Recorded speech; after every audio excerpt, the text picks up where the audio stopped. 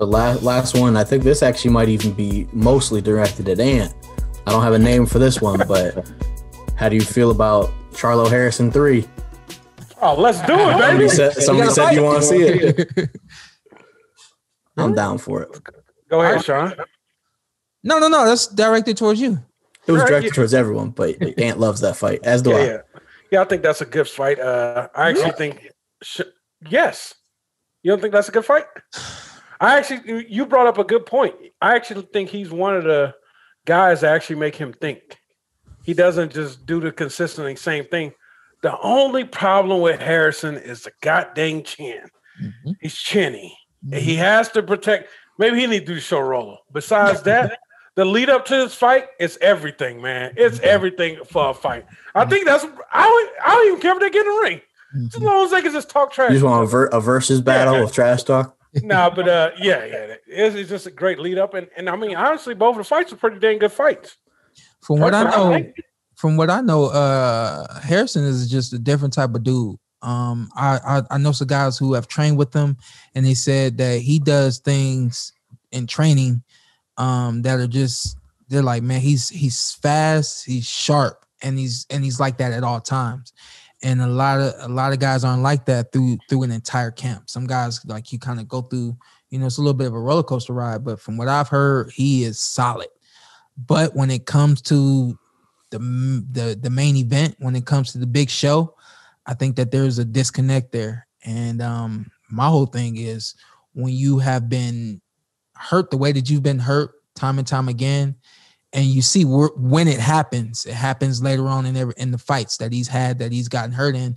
And it's almost like it's a psychological thing, that it's a psychological war that he hasn't been able to get over, So in the fight with Charlo, where, Charlo has problems with guys who can box. Charlo has got problems with guys who can move, and forces him to use his feet and not just stand right there for the big punch. And so that's where he presents the problems, Harrison, against Charlo. But then with Charlo, it's like, especially with him, but with him, it's like, you can't take that punch. That punch, Harrison cannot take that punch, and it's coming. And they stay strong through the course of an entire fight, and it's been proven now. That second fight, I think I mentioned previously on here, I forgot how in control Harrison was in that second fight, because we all had, even the unofficial scoring, we all had Harrison still winning, somewhat comfortably. There were some knockdowns, but I would like to see it. I don't know if there's enough that Harrison can do to beat Charlo again, just because of what Shawn said. I think you've been hit by that and you've been hurt by that punch multiple times now. I don't think, because he was fighting a great fight in that second fight. You just couldn't avoid it. And Charlo, I think, if anything, has improved because he's been in there 2 times now with Tony. And I don't think Harrison can make more adjustments than Charlo, if that makes sense. I think Harrison fought, like Charlo 1, I think was the best Tony Harrison we could see against Charlo. Mm-hmm. Charlo 2, it was still pretty good, but he gets caught. Mm-hmm. I think Charlo continues to rise, and I think Harrison, if anything, is the same or maybe even gone down a little bit. And I love Tony Harrison, Midwest guy, shout out. But I agree with that as well. Carson, what about the I always say with the killers, you can't just let a killer come and get you. They're gonna kill you. Yeah. You got to go get a killer. Shawn with Earl, Tyson Fury with Wilder. Yeah. You think that'll work for Harrison Charlo?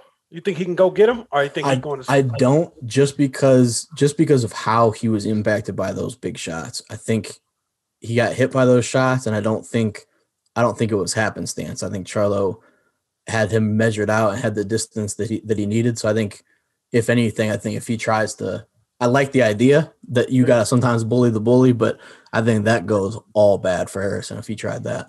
It's also his style too. Charlo doesn't, Charlo. Yeah, Harrison. Harrison doesn't really have that go at him type of style. There's a difference between a guy being, hurt and on the ropes, and a guy going after him, and a guy who can actually just sit right there in the pocket and find his range and his rhythm and keep it and sustain it. Harrison does not have that kind of style, so he would give a lot of the guys in that division hell, though. I don't understand why he's not fighting.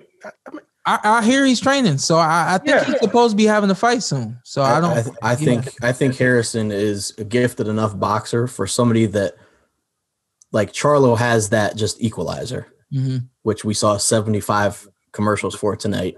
Shout out to Queen Latifah.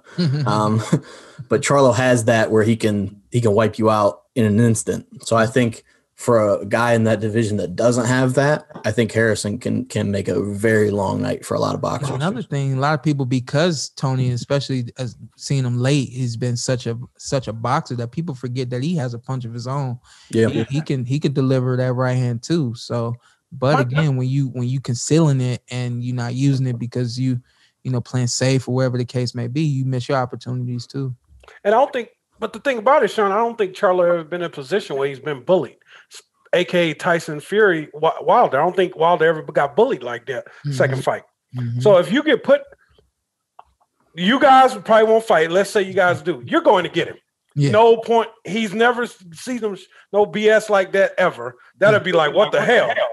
Yeah. But I think that may be because he's clean. He cleaned out the division. There's no point in him even staying at 154. Yeah. Who fights it? What's the point?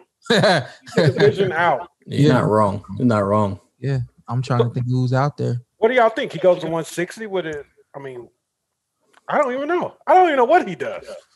I would like to see the Charlos continue on the path that they're on. I think they both are able to make a statement in every fight they have. I mean, look at about a year ago, they fight on the doubleheader and both pick up some good wins there. I think I just want to see them continue to get those big fights.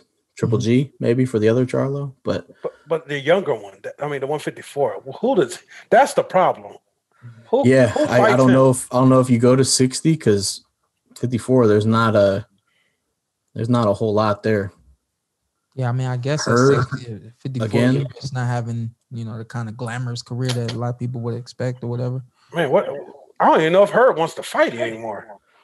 Yeah, I mean, it's funny. All those guys are like, I'm looking at the standings. You got obviously Charlo top dog. Then you got Hurd, Lara, Rosario, Williams, Castano, Harrison, Lubin, Lara, Teixeira. I know Teixeira has a belt. I think it's the WBO belt. Fight doesn't do a ton for me as far as a fan perspective, but grab another belt, I guess. You don't like your boy against him, Lara? Yeah. It'll be a good fight, and prime Lara beats Charlo. Prime Lara beats Charlo, but he's not right now. I think Charlo, because Lara has not looked like anywhere near prime Lara. But we're gonna get a Castano. We're gonna get something. It's gonna be some. There's just not. It's tough. There's not a ton of options. Boxing just does. That's what boxing does. It just lets me down. And he's the kind of fighter that will go at Charlo, but he's not going at him with with anything. A big arsenal. You know what I mean? So don't tell me you didn't enjoy what you saw, because I know you did. What you need to do now: hit that subscribe button, hit the like, hit that notification button. Check us out every week, every Tuesday. Something new for you right here on the Porter Way Podcast.